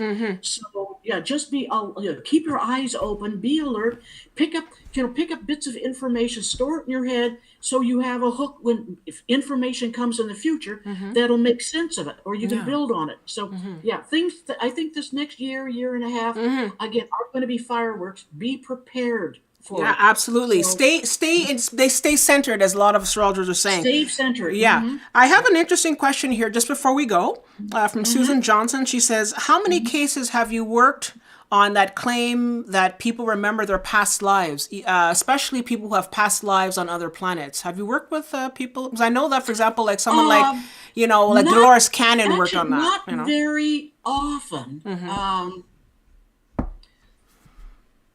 I have spoken to hundreds of experiencers, but it's more the experience that they had. Okay. And just to give, I could go on for hours. Yeah. Because everybody has different stories. But just as one example, and this was one of the cold calls that I got from a gentleman over in the Seattle area, who called me and said that he always went to bed with a baseball bat and a knife and a baseball bat alongside the bed. He didn't know why. He just felt that he had to go to bed with something to protect himself and his wife, whatever. Okay. So one night he woke up to see this insectoid looking being standing in the bedroom door. He could see it backlit, and it was so tall it had to sort of like duck to come under the door sill. Yeah. And he said, he jumped out of bed, grabbed the baseball bat, dragging his CPAP behind him, and of course the thing then it disappears down the hallway or whatever. But and again, this man was crying. These when I get people reporting these incidents, and you have grown men cry. Yeah, they're It scared. really gets on the master. They are not. I mean, No. what man would admit that he was so frightened that he jumped out of bed, and then with a baseball bat, Exactly. dragging his CPAP machine behind Exactly. him. You wouldn't ever say that. Like, why would something somebody like put that themselves happened. there? Yeah. Why would somebody So do that? often what I get are reports of events that have happened to people. But very, I can't think of a single case where they talked about some kind of, being taken to some place out there. Sometimes being on the craft, but never out there. Okay. I just have one. I know I keep saying the last one, but really I do have something last. One I thing. have all night. Yeah, I know. But one thing that I've noticed, especially in hosting this group, is that people who are experiencers, people who have had experiences and who have seen things, people who are coming from all different aspects of the esoteric and the paranormal. A lot of people's one of the things that I've noticed, especially with UFO experiencers, are people seem to be. A lot of people have Asperger's. A lot of people have ADHD. It seems that a lot of us seem to have. It seems that we're wired differently compared to, and I'm sure that people back in the 40s and 50s or some people had, learning disabilities, all that kind of stuff. But I find specifically, I find a lot of people, especially people that I've spoken with, a lot of people have Asperger's or have, a learning disability, or they have ADHD or all that kind of stuff. It seems that this is somehow the wiring in the head that is somehow the best fit for some of the new reality that's coming. I don't know if you wanted to comment on that, and then after that I'll shut up. All right. Well, I think it comes from one of the remote viewers who looked into the future and said there would be far more like indigo children, children that were very much advanced, super intelligent, very perceptive, had psi ability. And at the same time, there would be almost like an equal amount of kids who did not function, like those who have autism or, again, bipolar, whatever. But there did seem to be, for the remote viewers, we're seeing, again, that there would be a huge increase of those who were, again, very bright and psychically developed, and those who were not going to function well. So, that's. Well, I think we're beginning to see that too. Yeah, I think, but and that's fair. We can all have agree to disagree. I think that what I'm seeing though, and maybe this is just my own perception, is that somehow in order to be able to function in the new energies, you need to have the Asperger's, you need to have the ADHD to function, because the old system, you needed to have a certain kind of wiring in your head. And as the new system is coming in, we need to have this kind of wiring. It's different. It's to match what we are. It could very well be like kids that have autism, that they're perfectly normal for a particular environment which they are not in. Exactly. That so, and it's the same with I know people who study schizophrenia and the voices, and to are they is this actually a misfiring of their brain, or is their brain rewired in such a way, that they're picking up messages? That's what I'm thinking. The brain it's like a highly developed radio receiver, That's the picking thing. up stations that the average person is not. Exactly. And I think that's that they're able to see things at a different level, at a different dimensional level. And I think that's sort of what I'm getting at, is that I think that a good analogy for that is that because I've talked to a lot of people about this, is like the analogy that we probably all have all the piano. We all have the white keys. Some people have the black keys too. Exactly. And so that they're able to pick up frequencies and vibrations that the average people with white keys are not. Exactly. So it's not like they're in any way It's not right or wrong. No, it's just Right, that that's right. one That's right. society They're has one wired thing, differently. and the other society has we- something else. You know. And we have a society that doesn't accommodate differences. Exactly.